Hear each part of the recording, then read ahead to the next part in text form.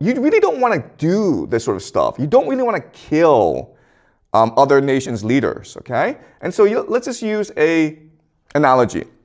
Let's imagine in the streets, there are two gangs at war with each other, okay? Gang A and Gang B. Okay, Gang A, Gang B. And if you look at gangs, they are structured as hierarchies, okay? But there's a lot of autonomy among the different sections, okay? And what holds the gangs together, of course, is the leader. So when these two gangs go to war, what they try to avoid is killing each other's leader. Why? Because a war is often used to achieve certain political objectives, right? And so the point isn't to kill everyone. The point is to negotiate a treaty that is most beneficial to you. And you do that by negotiating with each other's leaders, okay? Because they have the authority to implement the treaty. That's the first reason. The second reason is if you kill the leader, then more people, there'll be a competition to replace the leader, right? And during a gang war, the person who is most violent, the most extreme, will often become the new leader, okay? So by killing this leader, not only do you cause conflict among the gang, but you also cause a massive escalation in the conflict between these two gangs, and there's really no way out. That is why historically you do not target other nations' leaders, because then there's no off-ramp. Okay? So by targeting Larijani, the Israelis and the Americans have ensured that there will be no off-ramp now. This war we fought to the bitter end. And unfortunately, as we discussed previously, that is the objective here. The Israelis and the Americans are interested in maximalist aims to destroy Iran permanently. Okay? And the Iranians are also maximalists in that they want to destroy the global economy permanently in order to restructure reality itself. All right, okay. So this leaves us with three major questions that I want to look at today, okay? The first big question is, how are these leaders dying? It's not that easy to kill a leader, right? Because he's protected by security. And usually there are two ways to figure out where the leader is, okay? There's human intelligence, called HUMINT, and there's signal intelligence, called SIGINT. Okay? Human intelligence, signal intelligence. Signal intelligence just means electronic eavesdropping, where I listen in on your telephone calls, where I track your IP address, okay? And the Israelis and Americans are obviously very sophisticated in that.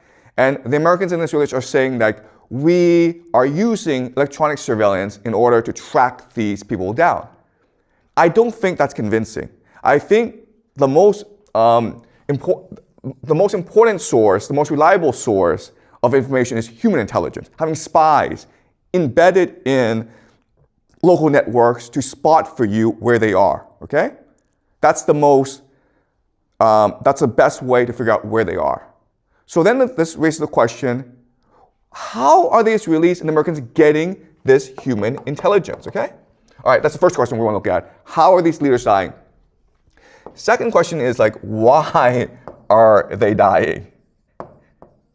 Like, what's the point of killing them, right? Because once they die, they can just be replaced, and they're often replaced by a more extreme individual, okay? So that's the second question we want to look at. And the third question we want to look at is, what does this mean for the war and the world? Okay? What do these decapitation strikes ultimately mean for how this war will progress and how this will affect the world in general, okay? All right, so those are the three big questions I want to look at. So to answer these three questions, I want to introduce a new idea to you, okay? It's called the law of proximity. The law of proximity The idea is this. Whenever you play a game, you're not just playing one game. You're playing many, many different games. And the game that you choose to play is the one that is most proximate to you, the one that is most close to you. And that impacts your decision making the most. Okay, so that's a law of proximity. So let me explain to you what this means using an analogy, okay? Let's just use your life. You are playing actually multiple games every single day, all right? So let's examine this. The first game you play, of course, is the family game, right? So you might have parents and you have siblings, okay? And the game you're playing, of course, is to win attention from your parents.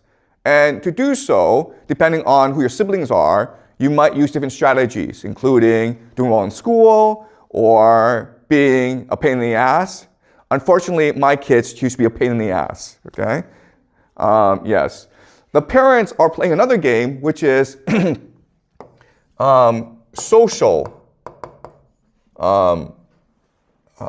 prestige, right? So they're competing against other parents to have the best family possible, all right? So, and then not only do you play a game at home, but you also play games at school, right? Right? So when you go to school, you're competing against your classmates for attention and popularity, but you're also playing a game in school to get the best grades so that you can get into a good college, right? Then you go to work, where you're competing in order to win the favor of your boss and to be popular among your colleagues. Then you play a city game where you live in Beijing and you want Beijing to be better than maybe Shanghai or Shenzhen, okay? And then you play a game of maybe a nation where you want China to be stronger than Japan, okay? So as you can see, every single day you're playing multiple games, even though you may not recognize it. And again, what's important is the game that is most important to you is the game which you are most close to, right? The one that you can see in front of you. Okay, does that make sense? Okay, but this is also true for nations as well, where we think that the game is between nations. But really, the game is within nations. And the conflict within nations is the one conflict that determines how nations behave against each other.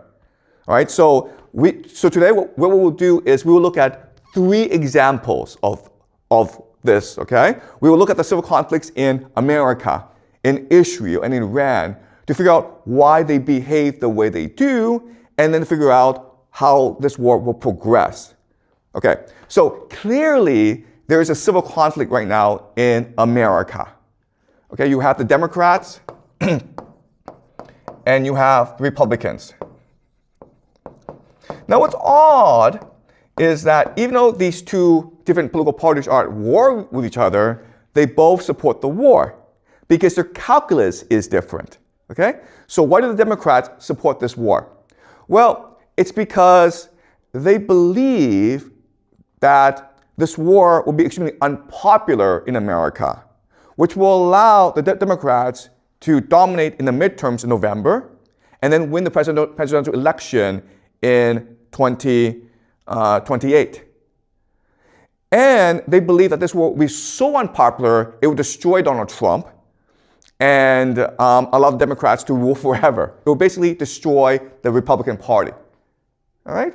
And so that is your strategy. And if you think about it, it actually makes a lot of sense. The Republicans have a different strategy, which is this war may be unpopular, and this war may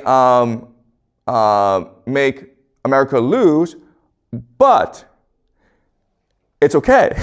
Why? Because in a time of war, the president has something called the Emergency Powers Act, okay? Emergency powers.